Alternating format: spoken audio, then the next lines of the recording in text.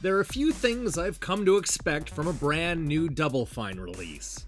Thanks to a steady stream of games like Psychonauts, Brutal Legend, and Costume Quest, I expect their games to be creative, to blend genres, and, more than anything else, to be funny. Unfortunately, none of that is on display in their newest game, 140. Instead of giving us a truly unique platforming experience, the publisher behind Broken Age plays it safe with a 2D action game that's the very definition of middle of the road. To be fair to Double Fine, this is not one of their homegrown titles. 140 comes to us from developer Jeppe Carlsen, who originally worked as the gameplay director on Limbo. The 2D platformer originally hit computers and indie game festivals in 2013, and now it's getting a console release thanks to Abstraction Games and Double Fine. With so much talent behind the game, it's a shame 140 turns out to be a giant bore. This is an incredibly simple platformer where the goal is to make it through a series of increasingly complicated obstacles in an effort to make it to the next checkpoint. There isn't a story to follow or even characters to get attached to, because you play a simple square. This is the type of square that can morph into a circle when it needs to get around, and then turn into a triangle when jumping. That's pretty much the extent of the gameplay and story. The idea is to avoid static fields, jump on disappearing platforms, and go head-to-head with the 3 challenging bosses. It's the kind of game where timing and precision is everything, where you'll die countless times to make an exact jump. And as you make it past these difficult obstacles, you'll find the game is ready to throw a whole new batch of challenges your way.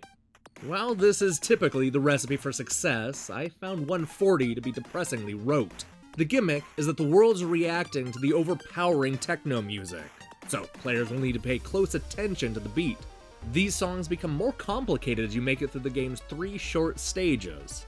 Sure, we've seen this type of mechanic employed in other platformers, but the music helps give the simple 2D game some much-needed energy. 140 may have a lot of tricks up its sleeve, but none of them feel especially original or fresh. I couldn't help but feel like I had done and seen it all before with every new obstacle, to the point where it started to bother me. Instead of innovating on the formula, we're left with one derivative platforming puzzle after another. It may have a unique minimalist design, but 140 never bothers to come up with an original thought. It doesn't help that the gameplay is slow and often feels a bit sluggish. This isn't a big deal early on, but things get hairy in the final stages. The game demands precise timing, yet the slow controls don't always lend themselves to the task. I eventually got used to the sluggish pace, but never could shake the feeling that I had seen all these obstacles before in better games. It could be that I had higher expectations based on the quality track record of Double Fine. Or maybe I've played too many similar platformers. I don't know. Whatever the reason, I was let down by this budget-priced action game. It does just enough to be average, and not much else. And in a world where dozens of indie platformers are released every month, I'm not sure average is gonna cut it. Hey, thanks for watching our review. From the original trailer to the premise, I wanted to love 140, but as hard as I tried, I couldn't find anything to latch on to. That said, it hasn't put a damper on my enthusiasm for Double Fine's upcoming releases, especially Psychonauts 2. I have a whole stack of reviews to get to, but right now I want to focus your attention on our look at the Super Nintendo's best and worst reviewed launch games. We spend 10 minutes looking back at what critics said at the time. So, check that out and do me a favor and click the subscribe button.